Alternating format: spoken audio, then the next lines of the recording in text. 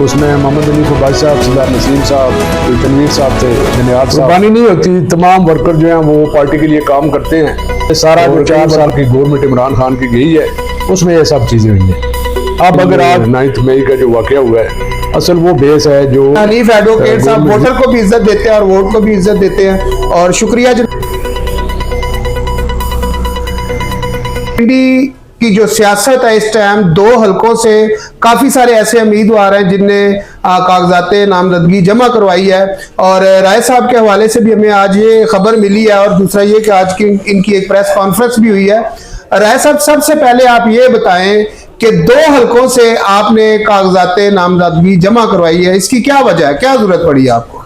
ये जो हल्का बंदी हमारी हुई है 2023 की, जी, इसमें जो मेरा हल्का था उसको 2 हिस्सों में डिवाइड किया गया, जिसमें एक PP 17 बनी और एक PP 18। तो मैंने जो लोकल क़यादत है हमारी पिंडी की, तो उसमें मोहम्मद अली फवाद साहब, सरदार नसीम साहब, तनवीर साहब थे, जनियात साहब। तो साहब ने कहा कि आप 2 हल्कों में अप्लाई करें। तो मैंने 2 हल्कों में अप्लाई किया, लेकिन जो बेस है मेरी और जो हल्का है PP 17, उसमें ऑलरेडी मैं 2 दफ़ा इलेक्शन विन कर चुका हूँ और 1 दफ़ा एज ए टिकट होल्डर उसमें मौजूद हूँ। और पिछले 15 साल से मैं अपने इलाके के अवाम के साथ हूँ और बरादरी भी हमारी सारी इधर है, दोस्त अहबाब इधर हैं, गमी खुशी इधर है। तो प्रायोरिटी जो मेरी है वो यही है कि मैं PP 17 से इलेक्शन कंटेस्ट करूँ। तो आज हमारे पिंडी में जिम खाने के इलेक्शन हो रहे थे, मैं वहाँ मौजूद था। तो मुझे खबर आई कि प्रेस कॉन्फ्रेंस हो रही है, PP 17 के वर्करों ने चेयरमैन हजरात, जिसमें वाइस चेयरमैन, दीगर पार्टी को अहदेदार, जिनमें मदर विंग और हमारे youth wing, ladies wing, minority, तमाम विंग्स ने प्रेस कॉन्फ्रेंस की। और वहाँ उन्होंने मुतालबा किया क़यादत से कि 18 के बजाय राजा हनीफ साहब को PP 17 का टिकट दिया जाए। तो मैं आज तमाम वर्करों का शुक्रिया अदा करता हूँ कि जो मैंने सर्विस दी है पिछले 15 साल में, तो अल्लाह के फजल से मुझे इसी तरह का उससे बढ़ के प्यार ना सिर्फ हमारे चेयरमैन हजरात हैं, दीगर दोस्त बाबा के, बल्कि उसके साथ साथ जो आम पब्लिक है उनका बड़ा रिस्पांस और बड़ा प्यार मिला है। और सारे लोग यही ख्वाहिश कर रहे हैं कि आप मेहरबानी करें और PP 17 से इलेक्शन लड़ें। तो अब पार्टी क़यादत में मुनसर है, हमारे साथ हनीफ अब्बासी साहब हैं एज MNA NA56 में, उनके साथ PP 17 हैं। तो उनसे भी इन्होंने मुतालबा किया है कि राजा साहब को अपने साथ आप PP 17 में इलेक्शन लड़वाएं। तो उन्होंने भी फैसला करना है। बाकी पार्टी क़यादत जो भी फैसला करेगी वो इंशाल्लाह ताला हमें मानवान मंजूर होगा और हम पार्टी के साथ रहेंगे इंशाल्लाह। सर नहीं, अल्लाह माफ़ करे, मैं तो शुरू से 40 साल से वो बस गया पार्टी के साथ और 3 दफ़ा का टिकट होल्डर हूँ, 2 दफ़ा मैं MP रह चुका हूँ। पार्टी क़यादत जो फैसला करती है शुरू से, और हम एफिडेविट देते हैं पार्टी को कि जो पार्टी क़यादत फैसला करेगी, पार्टी के फैसले को हम मानवान मंजूर करेंगे और पार्टी के साथ रहेंगे। और कोई टिकट ना मिलने का इस वक्त तक कोई दूर तक कोई इशू नहीं है हमारा, क्योंकि आप जानते हैं कि पिछले 5 साल से और पिछले 15 साल से अगर आप काउंट करें तो मेरा ऑफिस खुला हुआ है, आप भी कई बार आ चुके हैं। मैं हर वक्त जो हल्के की सियासत करता हूँ और अवाम में रहता हूँ।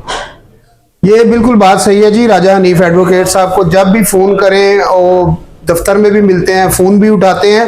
और 21 अक्टूबर के अगर हम हवाले से बात करें, जिस तरह राय साहब ने यहाँ से तैयारी की, राजा एडवोकेट साहब ने, और हनीफ अब्बासी साहब के हवाले से अगर बात की जाए तो जब यहाँ पर उन्होंने एक जलसा किया और छोटी सी वर्कर कन्वेंशन यहाँ पर रखी गई, तो वो एक जलसे की शक्ल इख्तियार कर गया और वो आपकी कह लें कि एक कामयाबी थी।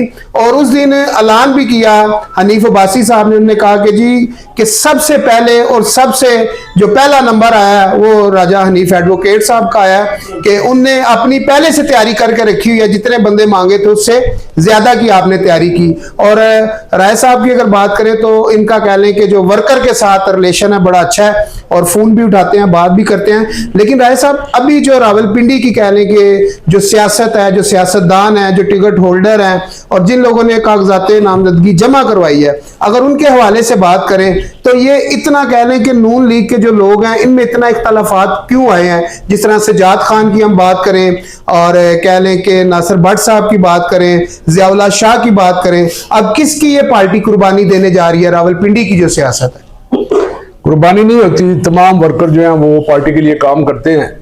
और कई वर्कर तो ऐसे होते हैं जो बेचारे सारी जिंदगी उनकी गुजर जाती है, उनको कौंसलर का टिकट भी नहीं मिलता।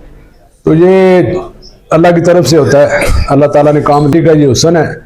लोग एप्लीकेंट होते हैं, लोग एप्लीकेशन देते हैं, टिकट की डिमांड करते हैं और कोई किसी को रोक नहीं सकता। हर वर्कर पार्टी का, हर वर्कर का राइट होता है कि वो पार्टी टिकट के लिए एप्लीकेशन दे।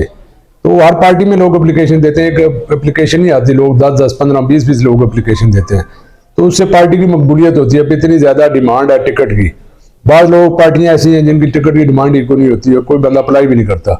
तो ये हमारी पार्टी पे अल्लाह का फजल है कि इतनी ज़्यादा तादाद में लोगों ने टिकट अप्लाई किए।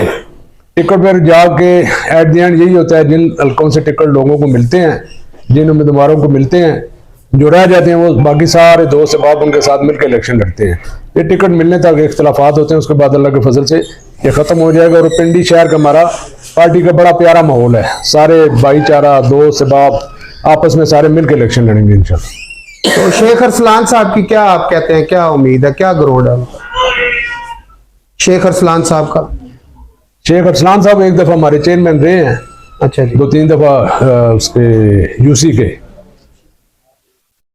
अच्छा, ये भी कहा जा रहा है कि जो ज़ियाउल्लाह शाह साहब हैं, हो सकता है इस इलेक्शन में उनकी कुर्बानी दी जाए, ऐसा मुमकिन है? कोई आपके पास ऐसी खबर है? पार्टी के आदमी ने फैसला करना है। जिन लोगों ने अप्लाई की, हर बंदे का अपना एक वेट है, हर बंदे का अपना एक वर्क है, हर बंदे ने जानी माली कुर्बान पार्टी के लिए किया हुआ है। तो इंशाल्लाह ताला हम उम्मीद करते हैं कि पार्टी जो है वो फैसला मेरिट पर करेगी और ग्राउंड रियलिटी जो है उसको देख के करेगी कि विनिंग कैंडिडेट कौन है। जो विनिंग कैंडिडेट हो उनको अगर टिकट देंगे तो इजी इलेक्शन हम विन कर सकते हैं इंशाल्लाह ताला। तो नासिर भट्ट साहब हैं, उनको टिकट मिलेगा या इनको, क्या आपकी क्या राय है? पार्टी के आदमी ने फैसला करना है सर। इस टाइम जो है ना, जो पिंडी की सियासत है वो ये जानना चाह रही है आप लोगों से, क्योंकि ये जो काफी सारे मामलात बने हुए हैं पिंडी शहर के, ठीक है, खास करके पिंडी शहर के, वैसे तो दूसरे हल्कों में, दूसरे शहरों में भी ये मामलात चल रहे हैं। ये जो आपकी अवाम है वो जानना चाह रही है कि ये जो सियासत है रावलपिंडी की, ये किधर, कौन सी ये कह ले कि सियासत का करवट रुख लेगी? 2-3 दिन रह गए, उसमें फैसला हो जाएगा।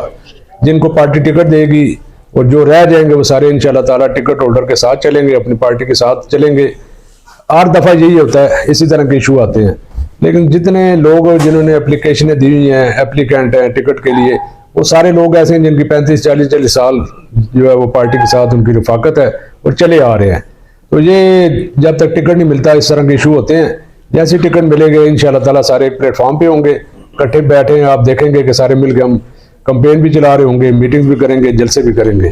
और मियां नवाज शरीफ साहब की क़यादत पर एतमाद करते हुए इंशाल्लाह ताला रावलपिंडी शहर दोबारा कामयाबी जहाँ से हमें मिलेगी। और एक दफ़ा फिर हम साबित करेंगे कि पिछला जो इलेक्शन था 2018 वाला, वो चुराया गया था।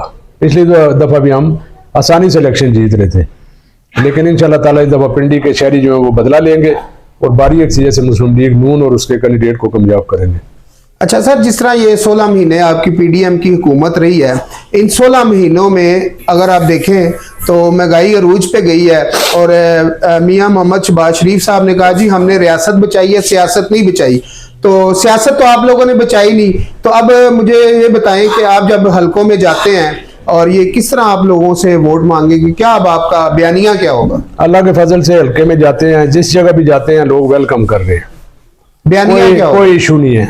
इस टाइम हमारा वही है कि 2017 में जो हम गवर्नमेंट छोड़ के गए थे, जिस तरह प्लानिंग से और साजिश से लंदन प्लान के जरिए मियां नवाज शरीफ साहब को फारिग किया गया, इक़्तिदार से निकाला गया, पनामा की बेस बना के आगे कामा में उनको डिस्क्वालीफाई किया गया और चलता चलाता हमारा मुल्क जो जिसकी ग्रोथ रेट जो है 6 पॉइंट कुछ थी और हर फील्ड में पाकिस्तान तरक्की कर रहा था। डॉलर के क्या रेट थे, चीनी के क्या रेट थे, घी के क्या रेट थे, पेट्रोल का क्या रेट था। जो हमारी गवर्नमेंट डिस्टर्ब की गई, जितने आज मसाइल का हमें सामना करना पड़ रहा है, ये सारा जो 4 साल की गवर्नमेंट इमरान खान की गई है उसमें ये सब चीज़ें हुई हैं। अब अगर आके मियां नवाज शहबाज शरीफ साहब गवर्नमेंट ना संभालते तो आज पाकिस्तान जो है वो डिफॉल्ट कर चुका होता। पाकिस्तान के क्या हालात होते हैं।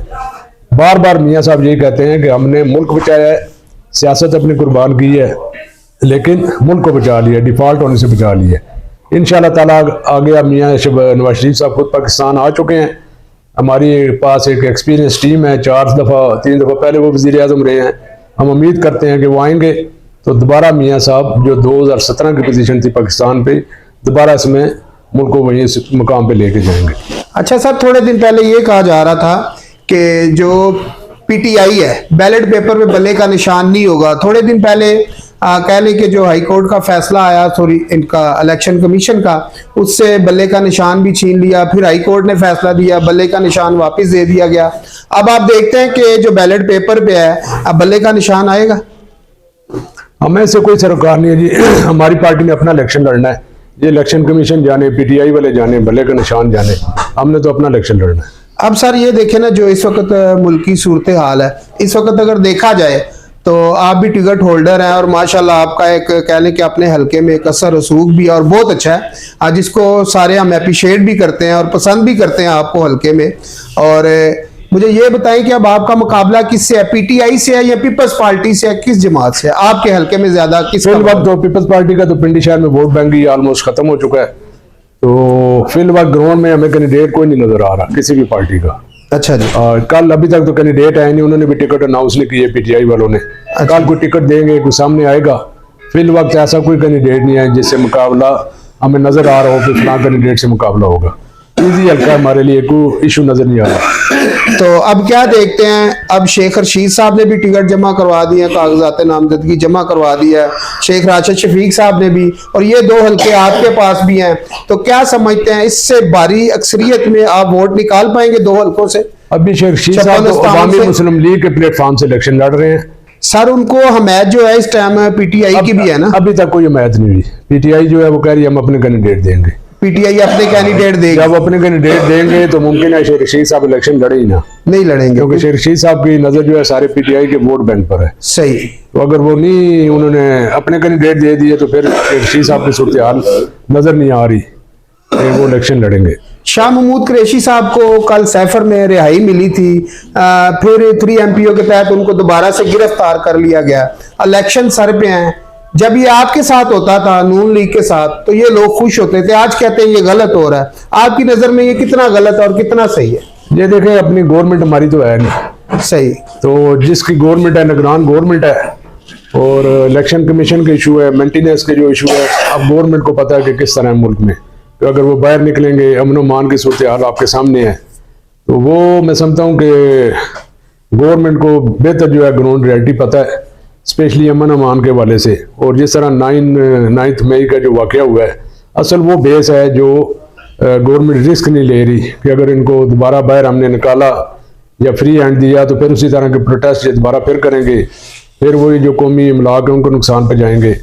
और इस वजह से मेरे ख्याल में, लेकिन साथ साथ आप देखेंगे जो उनके नुमाइंदा लोग हैं, साथ साथ उनको जमानतें भी मिल रही हैं, रिहा भी हो रहे हैं। तो उम्मीद करते हैं कि आइन और कानून के मुताबिक जो भी है गवर्नमेंट फैसला करेगी, हम उसके साथ हैं। मरियम बीबी कहती हैं कि जो पहले लाडला था वो आज भी लाडला ही है, इमरान खान साहब को कहते हैं, जिस तरह अभी आपने बताया उनको जमानतें भी मिल रही हैं, इसमें कितनी सदाकत है? कोर्ट जो डिसीजन करेगी हमें कबूल है, गवर्नमेंट जो डिसीजन लेगी वो आपको मंजूर? कोर्ट जो फैसला करेगी, अदालतों ने फैसले करने और मेरिट पे फैसले करेंगे, जो फैसले हो रहे हैं सारी कौम उसके साथ है। तो फिर आप समझते हैं कि मुकाबला अच्छा होना चाहिए इलेक्शनों में? सबको राइट मिलना चाहिए, सारे सबको राइट मिलना चाहिए। नून ने तो कभी नहीं कहा कि उनको मौका ना दें इलेक्शन लड़ने का। सही। चलें जी, शुक्रिया। राजा हनीफ एडवोकेट साहब हमारे साथ थे और इनसे आज जो पिंडी की सियासत है उसके हवाले से हमने जाना है इनसे। और जैसे ही नाज़रीन मजीद इलेक्शन सामने आएंगे तो ये ऐसी शख्सियत है, इनको जब भी आवाज़ दी है ये हमारे साथ है और मीडिया का भी एहतराम करते हैं। और सबसे ज़्यादा जो मियाँ साहब का एक कह लें कि मियाँ नवाज शरीफ साहब का एक नारा था 2018 में कि वोट को इज्जत दो, और राजा हनीफ एडवोकेट साहब वोटर को भी इज्जत देते हैं और वोट को भी इज्जत देते हैं। और शुक्रिया जनाब, मिलते हैं नेक्स्ट वीडियो में राजा हनीफ एडवोकेट साहब के साथ। शुक्रिया जी। तो अस्सलाम वालेकुम नाज़रीन, जेजे टीवी के प्लेटफॉर्म से मैं आपका अपना भाई सोनू सुल्तान आपकी खिदमत में हाजिर हूँ। नाज़रीन, मेरे चैनल को लाइक, शेयर और सब्सक्राइब जरूर किया करें ताकि ऐसी इंटरेस्टिंग बेहतर वीडियो मैं आपके लिए लेके आ सकूं और बेहतर मालूमात आपके लिए लेके आ सकूं। मेरे चैनल को लाइक, शेयर और सब्सक्राइब कीजिए। Thank you. अल्लाह हाफ़िज़।